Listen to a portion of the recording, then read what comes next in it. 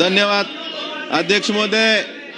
जानेवारी 2024 मध्ये मराठा समाजाच्या आरक्षणासाठी मनोज जरांगे पाटील यांच्या नेतृत्वाखाली मराठा समाजाचा मोर्चा मुंबईला आला होता. अध्यक्ष महोदय, त्यावेळेस तत्कालीन मुख्यमंत्र्यांनी त्या मोर्चाला आश्वासन देऊन तो मोर्चा नवी मुंबईहून परत पाठवला होता. अध्यक्ष महोदय, त्यावेळेस तत्कालीन मुख्यमंत्र्यांनी आश्वासन दिलं होतं की सगळे सोयराच्या अध्यादेशाची अंमलबजावणी, हैदराबाद गॅजेटची अंमलबजावणी. परंतु अध्यक्ष महोदय, याबाबत शासनाकडनं अद्यापर्यंत कुठलीही कारवाई दिसत नाही. अध्यक्ष महोदय, त्याच पद्धतीनं ज्या समाजाच्या लोकांच्या कुणबी नोंदी सापडल्यात त्यांना कुणबी प्रमाणपत्र देण्यासाठी सुद्धा शासनाकडनं जाणीवपूर्वक विलंब केला जातोय. त्याच पद्धतीनं अध्यक्ष महोदय, कुणबी प्रमाणपत्राच्या वैधता प्रमाणपत्रासाठी सुद्धा जाणीवपूर्वक अडथळा शासनाकडनं काही अधिकाऱ्याकडनं विलंब आणि अडथळा केला जातो. त्यामुळे विद्यार्थ्यांचं खूप मोठ्या प्रमाणात नुकसान होतंय.